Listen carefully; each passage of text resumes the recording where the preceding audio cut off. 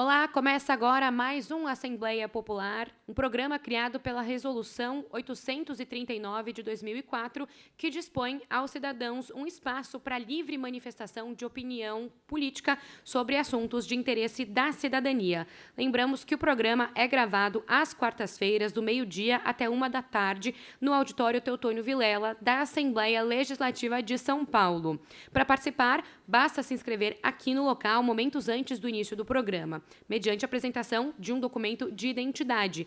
E um recado muito importante, que, de acordo com o artigo 3 da resolução, a utilização da tribuna deve obedecer aos princípios éticos e morais instituídos por esta Casa, sendo o orador responsável civil e criminalmente por todo e qualquer conteúdo expresso por intermédio deste programa. Dito tudo isto, vamos então ao programa de hoje. O primeiro a falar é o Lívio Carlos da Silva, juiz de paz e jornalista. Boa tarde, São Paulo. Boa tarde, Assembleia Legislativa. Boa tarde, senhores deputados. Mais uma vez eu estou aqui usando a tribuna, porque é o meu direito físico particular, e também estou defendendo o direito das pessoas. Mais uma vez, eu agradeço à Polícia Militar da cidade de São Paulo, exclusivamente da Assembleia Legislativa. Não é o policial de rua, é o policial da Assembleia Legislativa. Meus parabéns para essa polícia da Assembleia Legislativa. Eu dou nota 1000. Eu dou nota 1000 para Polícia Militar da Assembleia Legislativa, pela competência, pelo trabalho, pela educação, pelo respeito com as pessoas. Polícia Militar da Assembleia Legislativa, meus parabéns, mais uma vez. Quem está falando sou eu. Quem não gostar, é o problema da pessoa, que vá para o inferno, que saia da minha frente, que eu não tenho satisfação de dar para ninguém. Eu falo aquilo que eu quero falar, aquilo que eu vejo, aquilo que eu estudei. Mais uma vez, meus parabéns para a Polícia Militar da Assembleia Legislativa, pela competência, pelo respeito, pela educação e pelo trabalho que eles apresentam aqui dentro. Aqui dentro é uma coisa, e eu agradeço a eles. E se precisar falar 10.000 vezes, eu falo. Agora, da rua é outra coisa. Outra coisa, é bem diferenciado daqui, né? Aqui também, eu recebi também as condolências, a desculpa do chefe da segurança dos vigilantes. Vigilante não é polícia. Vigilante não pode pôr a mão na sacola das pessoas, não pode revistar, tem que tratar as pessoas bem. Se não tratar a pessoa bem, eu vou representar na Polícia Federal, porque eu tenho acesso à Polícia Federal. E quem não gostar, que vá para o inferno. Eu vou lá, faço a representação, porque a Polícia Federal é que dá o crachá para eles trabalhar, não é a Polícia Militar. A Polícia Militar não dá crachá para a segurança trabalhar, para a vigilância trabalhar. Quem dá o crachá para eles trabalhar é a Polícia Federal. Quem sabe, sabe. Quem não sabe, não é problema meu, certo? Então, mais uma vez eu agradeço, novamente, vou agradecer mesmo. Se não gostar, vá para o inferno. Eu agradeço a presença da Polícia Militar aqui na Assembleia Legislativa e a competência, o respeito, a educação que ele tem aqui com as pessoas. Meus parabéns, polícia. Agora eu vou ter que falar outras coisas, porque eu estou aqui para denunciar, não estou aqui para brincar. Eu denuncio com documento, com prova. Eu não estou aqui com fazer calúnia, injúria, difamação e fazer fofoca, não. Gostou, gostou. Não gostou, vá para o inferno. Outra coisa, a Prefeitura de São Paulo contratou uma firma em Porto Alegre. O nome da firma é Cortel. Cortel. Está aqui o documento, está aqui a prova, Cortel. É uma quadrilha de ladrões, é um cartel. O cemitério de São Paulo foi saqueado, roubado, mutilado, destruído. Da sepultura da minha mulher, está aqui a sepultura da minha mulher. Está aqui a foto aqui, ó. É uma vergonha. Eu tenho um nojo da Prefeitura de São Paulo, em Porto Alegre, contratar uma firma de bandidos, de ladrões, de saqueadores de cemitério. Até onde vai parar? Isso daqui nem país é. Aqui é uma gozação. É uma colônia de gozação. Por que foi em Porto Alegre e chamou uma firma no nome de Cortel? Aqui a sepultura da minha mulher. Isso daqui é documento, isso daqui não é brincadeira. E eu não vou parar de falar. Eu já representei ele, fui no Fórum da Lapa, fiz um processo contra eles, simplesmente o juiz mandou arquivar. Aí fica a dúvida, será que esse juiz é juiz? Ele está do meu lado, da vítima, ou está do lado do ladrão? Eu penso que o juiz está do lado do ladrão. É o Fórum da Lapa que fez isso comigo. Eu não vou parar de falar, eu não tenho medo e não vou fugir daqui. Se quiser falar comigo, venha. Porque a Assembleia Legislativa não tem nada a ver com o que eu estou falando. Quem está falando sou eu. Meu nome é Lívio, aqui todo mundo me conhece, a polícia me conhece muito mais ainda. É só perguntar para a polícia onde eu estou, a polícia sabe que eu não estou aqui para brincar, certo? Então, o juiz da Lapa arquivou um processo de roubo, de assalto, de saqueamento. A sepultura da minha mulher foi vandalizada, roubada, saqueada. E as ferramentas particulares que tinha lá, levaram tudo para vender no quilo. Até onde isso vai parar? Isso daí é da competência da Prefeitura de São Paulo, que está de braço dado com essa firma de Cortel, que é uma firma de ladrões. Quem está falando sou eu. A Assembleia Legislativa não tem nada a ver com o que eu falo. Absolutamente não. Se alguém vier aqui falar comigo, é comigo, não é com a Assembleia Legislativa. A Assembleia Legislativa não tem nada a ver com o que eu falo, absolutamente nada, porque eu sou adulto, né, eu tenho mais de 70 anos, sou estudado e sei das coisas. E não é qualquer Zé Ruela que vai mandar eu me calar, não. Não vai mandar eu me calar. Está aqui, ó, documento, os documentos processo. Está aqui, ó. Portal de atendimento da Prefeitura. É documento, é documento. Não é calúnia, injúria e difamação, não. Está aqui, ó. Está aqui outro documento, aqui, ó. Vandalismo e roubo. Quem é que fez o roubo? A firma Cortel. Agora o juiz lá da Lapa mandou arquivar o processo. Por favor, seu juiz. O senhor está do meu lado ou do lado do ladrão? Eu acho que o senhor está do lado do ladrão. Porque se eu apresentei documento, apresentei prova, coloquei minha RG, meu CPF, meu endereço, por que eu fui arquivado? A troco de quê? Só porque a firma de Porto Alegre? Eu vou em Porto Alegre, ou em outras palavras, eu vou denunciar essa firma no mundo inteiro. Já denuncio no Brasil, vou denunciar no mundo inteiro, e não vou me calar, não tenho medo, e ninguém vai fechar a minha boca. Ninguém. E daqui eu não saio. Daqui eu não saio.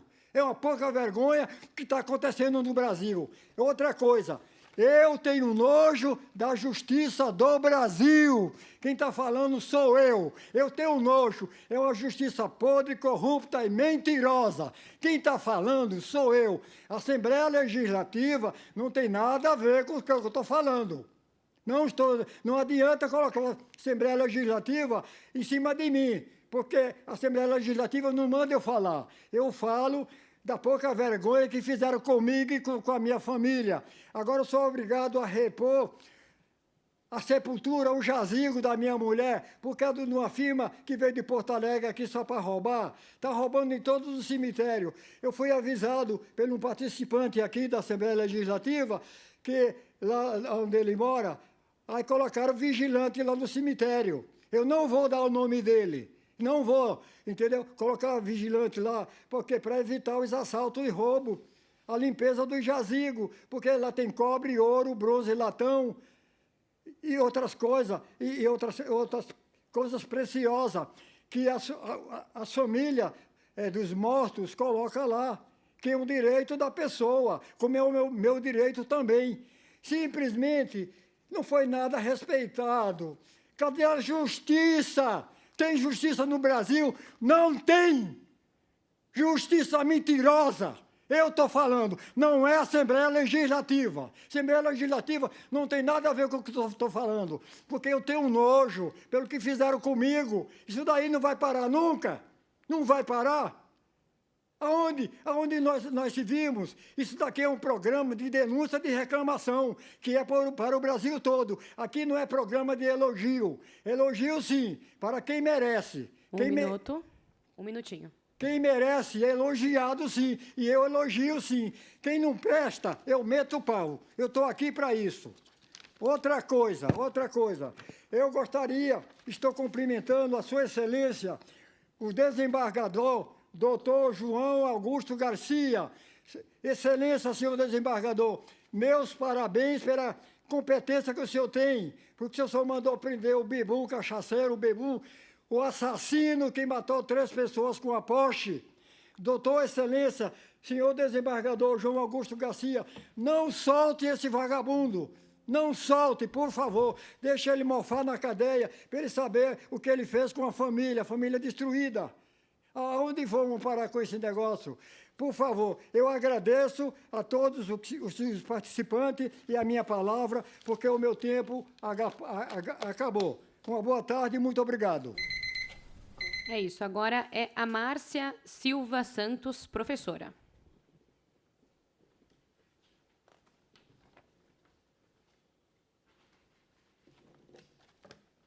Boa tarde à casa, boa tarde a todos os deputados, boa tarde a todos que estão aqui.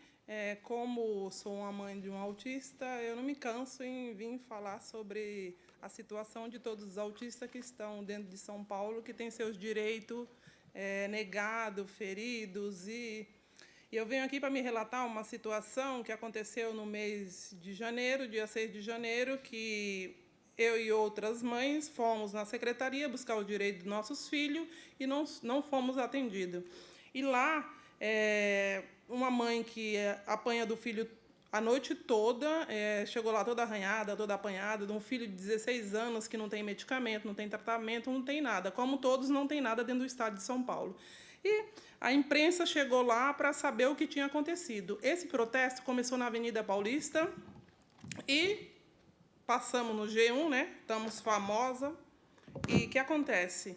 Eles vieram saber qual é a situação, o porquê do protesto que começou na Avenida Paulista e acabou na Secretaria de Saúde. Com a secretaria, não quebrou, só quebrou um vidro, a mãe surtou lá.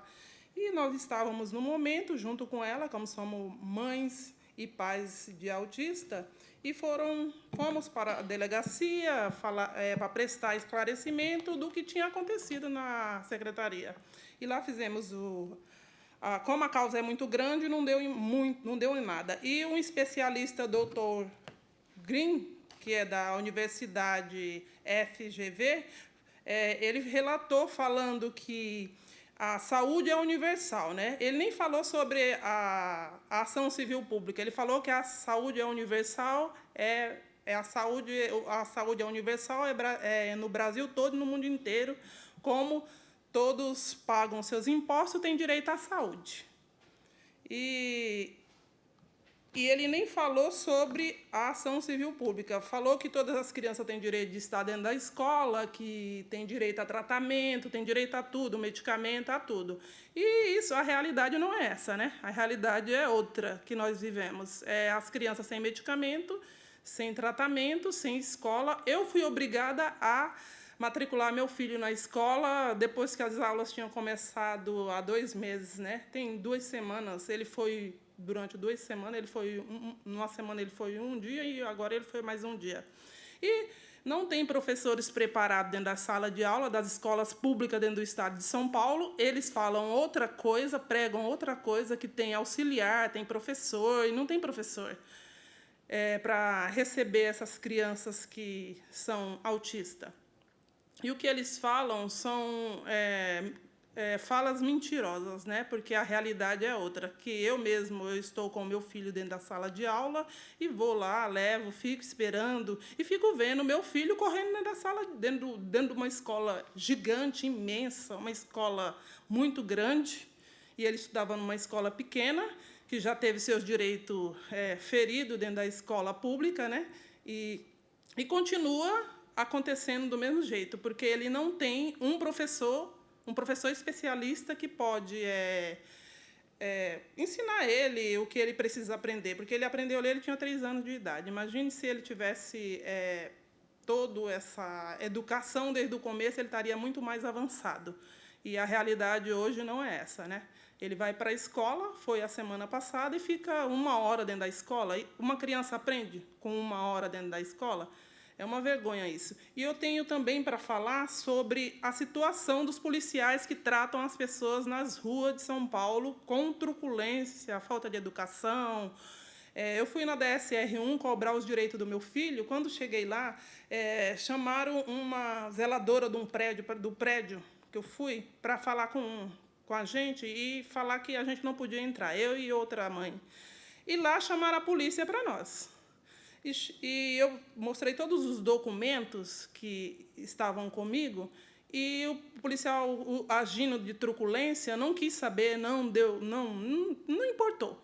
Olha, desculpa a palavra, mas eu acho que eu falar que ele é um burro, ele não é um burro, porque um burro carregou Jesus. Ele era um mal educado, uma polícia sem estrutura, sem educação, e tratando as pessoas com truculência. Tipo assim, quando eu chego aqui na Assembleia, eu elogio os policiais de dentro da Assembleia, que tratam as pessoas com educação. Mas nas ruas, mãe de autista é tratada como um lixo, como eu acho que a pior coisa que pode existir nessa face da Terra.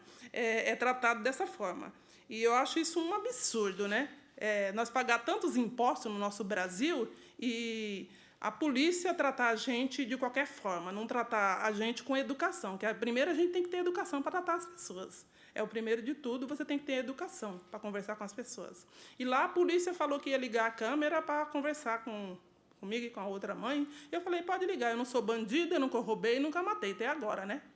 É como eu venho falando, eu falei, se pelos direitos do meu filho, se for possível, eu vou até o inferno e pego os direitos dele lá. Mas eu não vou deixar a situação continuar do jeito que está, a situação dele só vem se agravando dentro das escolas, dentro dessa escola que ele está nova, e é uma vergonha, né? Porque o nosso Brasil, o nosso Brasil não tem falta de dinheiro, né? É muito dinheiro que tem. Nosso Brasil, ele tem excesso de ladrões que roubam o nosso dinheiro público, porque o dinheiro público é o dinheiro do povo. Então, eles têm que investir na saúde e na educação, que é o principal dentro do país. O nosso país, ele tem muito dinheiro, mas ele tem muito excesso de ladrões que roubam o nosso país. E eles têm que investir na educação, que é uma vergonha. É uma vergonha, não é só meu filho que está faltando escola, medicamento. Tem um hospital aí no centro de São Paulo que até hoje continua uma reforma interminável. Eu não sei aonde fica, mas fica dentro do estado de São Paulo, com as pessoas lá doentes, e esse hospital é uma reforma interminável, que não acaba nunca. E é um absurdo as pessoas pagar tanto imposto dentro da cidade mais rica do país e não ter direito a nada. Como as crianças autistas têm direito a tudo, mas não têm direito a nada. Nenhuma escola tem direito, não tem direito a medicamento, não tem direito a nada. E os direitos humanos, eu acho que não existe no nosso país. LDB, LBI, ECA, Estatuto ECA, Berenice Piana, essas leis todas que amparam os autistas, isso é uma enganação. No papel tudo é lindo, mas a realidade é diferente. Só quem vive é quem sabe o que passa, porque você ser obrigado pelo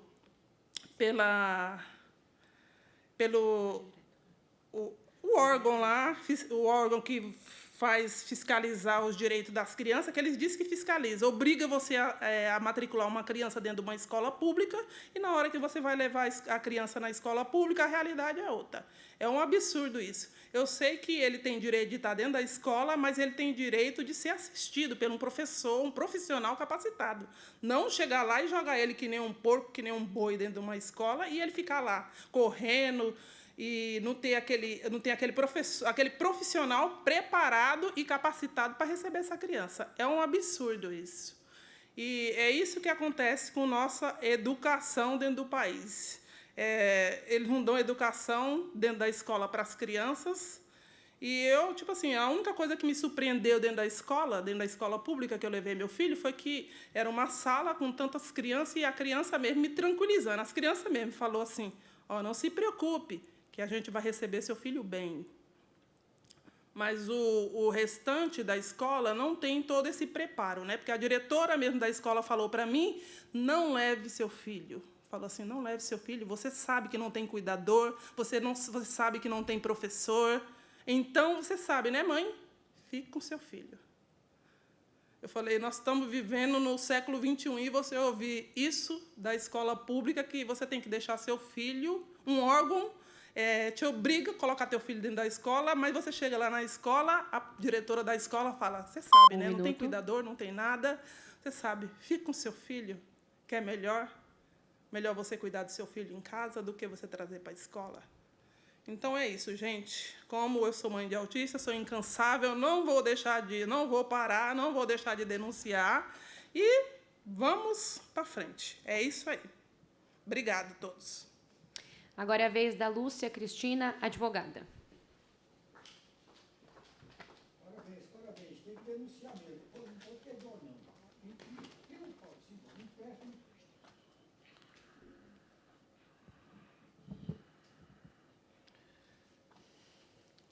A classe média, eu venho comentando aqui, ela é o pilar da estabilidade econômica e social da nossa economia, dentro de tudo que nós desenvolvemos no estado de São Paulo. A população, estando estável, ela proporciona uma boa imagem do Brasil ao exterior e, dentro do país, ela proporciona a segurança do estado de São Paulo para, inclusive, pleitear o que for preciso ao Distrito Federal, a Brasília. Um estado bem estruturado, se apresentando de uma forma segura, aonde ele ampara a sua população nas necessidades básicas da população, de segurança, de educação, de habitação. Essa situação reverte em favor do próprio Estado ao pleitear em Brasília, com os novos ministros, aos novos presidentes da República, ao presidente em exercício, o que o Estado precisa. É uma situação premente, de alerta, apresentar um bom trabalho dentro do Estado para poder pleitear alguma coisa e dentro do país para pleitear fora e participar fora do país, na minha opinião.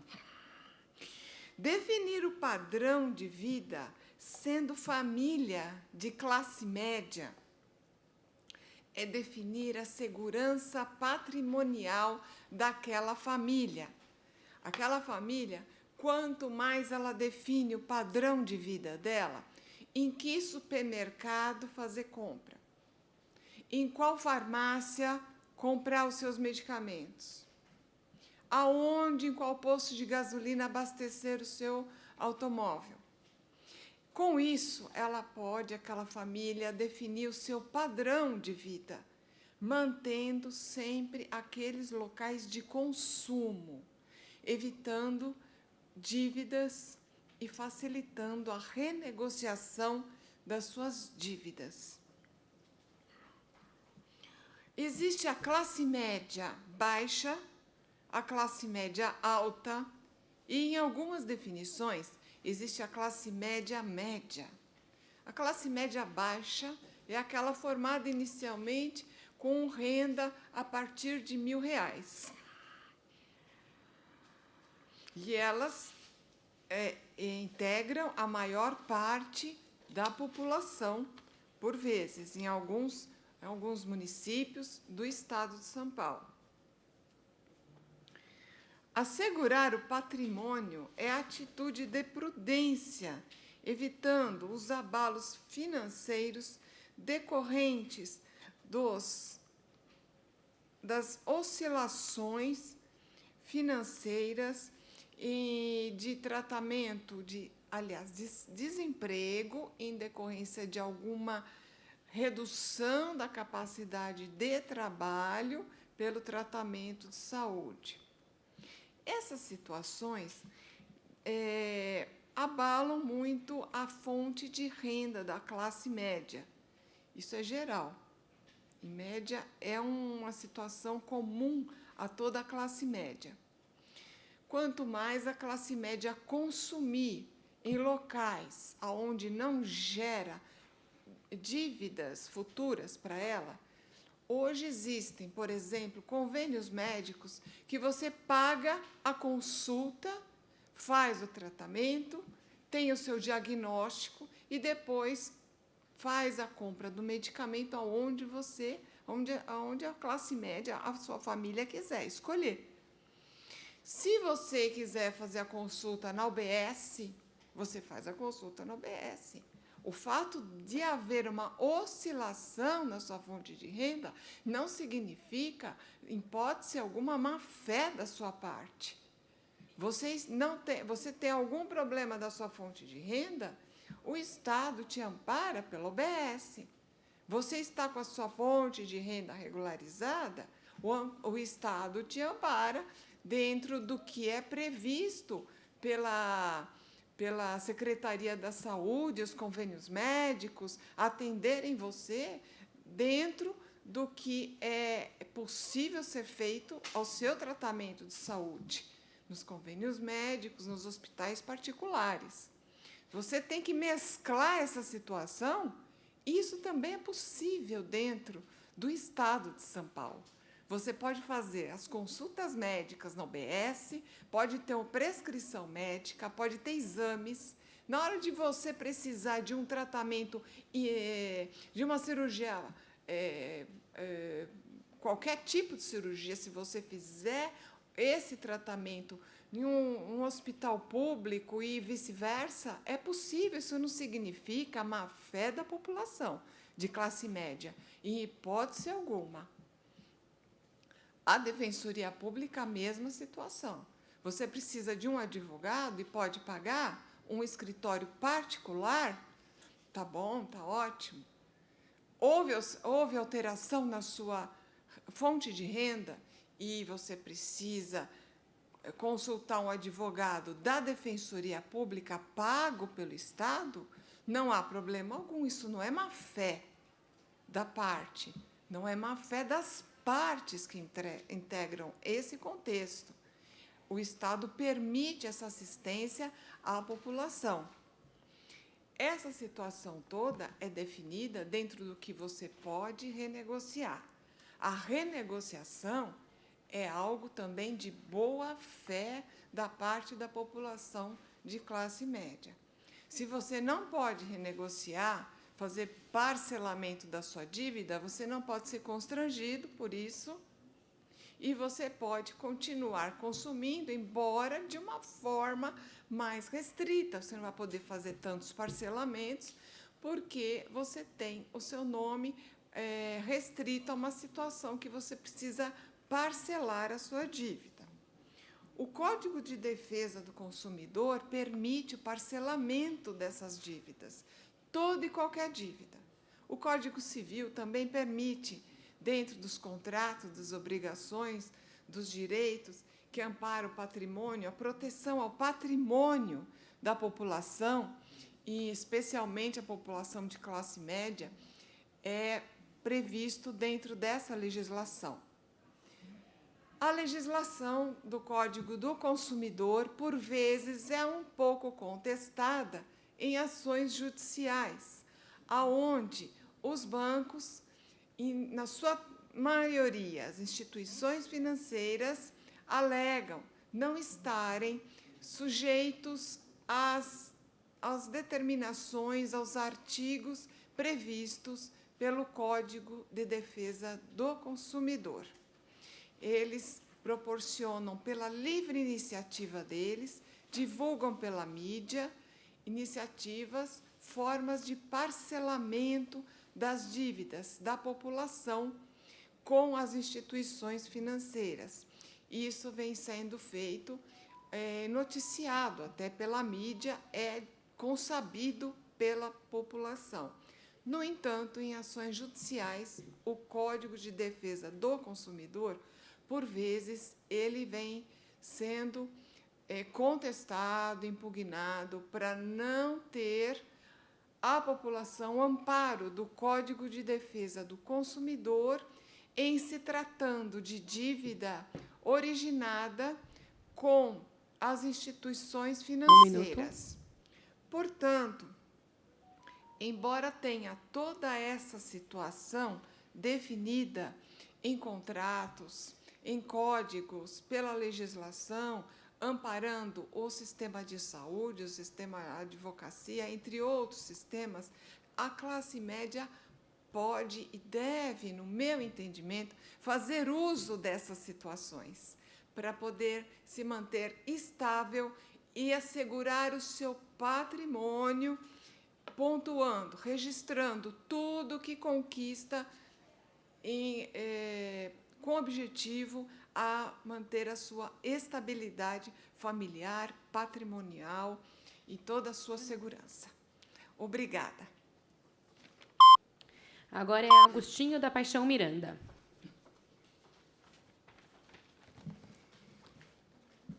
Palavras do grande escritor norte-americano, estadunidense ou yankee. A verdadeira cidadania consiste em proteger a bandeira da desonra. Consiste em fazer dela o emblema de uma nação que é conhecida perante todas as outras nações como verdadeira, honesta e honrada. E nós deveríamos esquecer para sempre a velha frase, certo ou errado é o meu país. Presidente Donald Trump, eu já fiz todas as denúncias com relação ao sequestro das 3 americanas sequestradas, violentadas e roubadas. 2 foram assassinadas. A Melissa, filha do sócio majoritário do Citibank, só não foi assassinada porque eu salvei a vida dela. A partir de hoje, eu vou apenas vou repassar os dados que eu já passei. Não tenho mais nenhuma denúncia a fazer. Os principais responsáveis pelo sequestro das americanas, que, por sinal, a maior parte são vizinhos meus, são marginais lá do bairro, e a polícia já sabe quem são, então não tenho mais nada a dizer. A partir daí, eu deixo o caso na tua mão. Beijo no asfalto, peça de Nelson Rodrigues. Tiago Rocha, cientista da alimentação, biólogo, palestrante, aprendeu o desdobramento astral, o desdobramento mental e passou a me assediar através da internet. É chato ficar falando isso aqui, porque eu tenho outras coisas importantes para falar, mas sou obrigado a falar sobre isso. Tanto é um assédio, porque a semana retrasada eu tinha preparado um texto para falar sobre ele, que ele me persegue direto, entro na internet, ele está em tudo quanto é lugar. E faz uma semana e meia que ele parou. Por quê? Porque ele está se desdobrando no plano mental, sabe que eu ia denunciá-lo, então ele deu uma parada. Beijo no asfalto. Eu peço para os meus amigos investigarem no plano mental o bedel palestrante da Neurovox, Pedro Calabres. Ele se diz professor, mas, para mim, ele não passa de um bedel, com todo respeito aos bedéis. Ele dá palestra, neurocientista da Neurovox, palestrante. Aprendeu o desdobramento astral, aprendeu o desdobramento mental e passou a me assediar na internet, de maneira criminosa. O bedel Pedro Calabres, palestrante da Neurovox, de cada 10 anúncios no meu celular, cada 10 anúncios, pelo menos 9 é desse bedel da Neurovox. Eu tenho 2 celulares, no outro eu nem coloquei as redes sociais para não acontecer isso. E agora, de maneira sutil, ele passa a me ameaçar de morte, falando que a gente não deve colocar a cabeça na boca do leão, porque vai acontecer isso ou acontecer aquilo. Mas eu pego, nem escuto, eu pego e tiro. Eu digo para o meu inimigo, Pedro Calabres, é o seguinte: de sabores sempre entro pela porta que lhes foi aberta. Eu não te conheço, não quero te conhecer. Você é uma pessoa que me dá nojo, eu sinto nojo da forma como você atua. E você ainda se diz professor. Há um tempo atrás eu vi anúncio dele, desse bedel da Pedro Calabres da Neurovox, e pensei em fazer, me inscrevi e pensei em fazer o curso. Mas, de maneira intuitiva, eu não gostei desse cara. E por que eu não gostei? Porque ele fala muito rápido e sem pensar. As pessoas que falam muito rápido e sem pensar, geralmente, usam mais o intelecto do que o coração. É evidente que existem exceções. Quando a pessoa usa muito mais o intelecto do que o coração, significa que o centro emocional dela está atrofiado. Ou seja, ela não consegue sentir. Quando o centro emocional está atrofiado, o que acontece? Surgem os velhacos, surgem os vigaristas. Os velhacos são as pessoas com a cabeça cheia de teoria, mas o coração vazio. Uma pessoa assim, quando o centro emocional dela está atrofiado, é porque o saber dela ultrapassou o seu ser. O saber e o ser têm que andar de maneira equilibrada. Quando o saber da pessoa ultrapassa o seu ser, quando ela não consegue desenvolver o seu ser, acontece uma coisa dessa.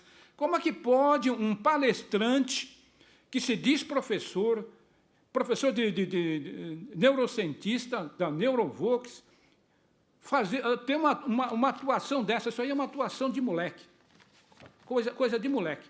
Por exemplo, eu assisto palestras gnósticas do venerável mestre Samael Weor e do venerável mestre Rabulu. Não tem anúncio nas palestras na internet.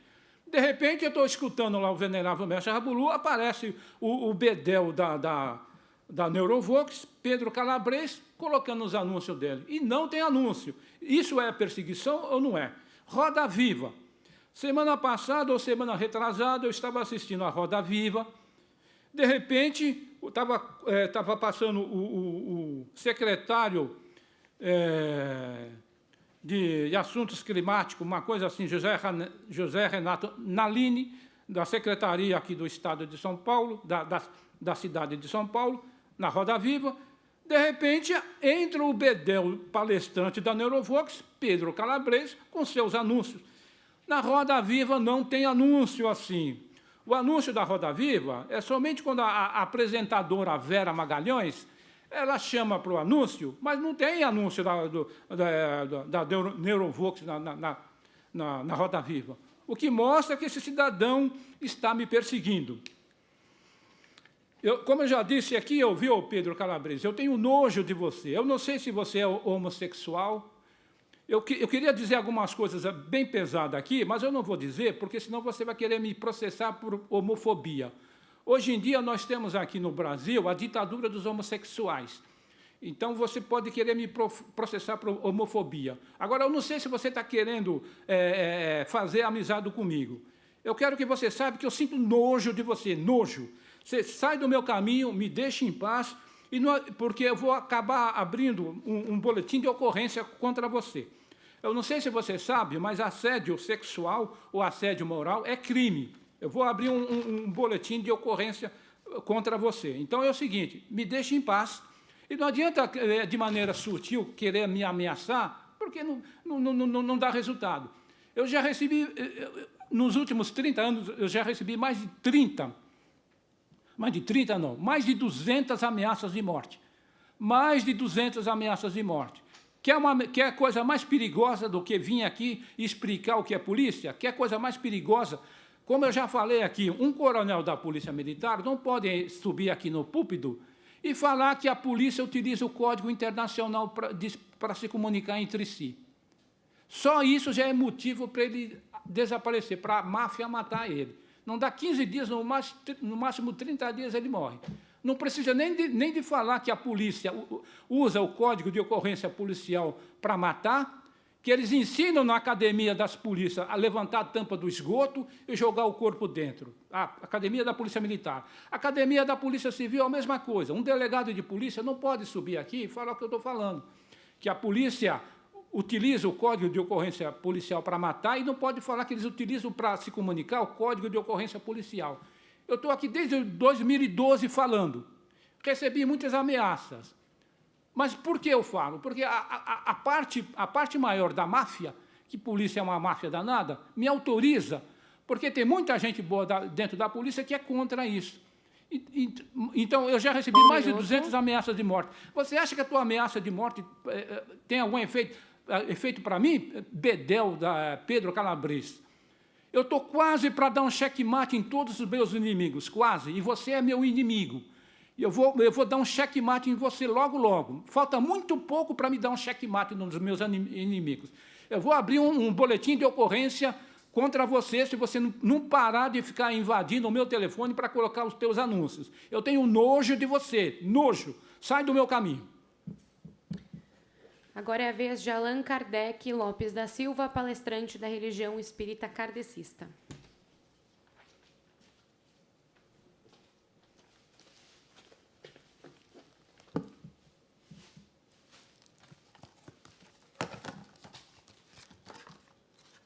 Novamente eu estou aqui na TV Alesp para compartilhar conhecimentos superiores que chama conhecimentos espirituais por causa de todos os problemas.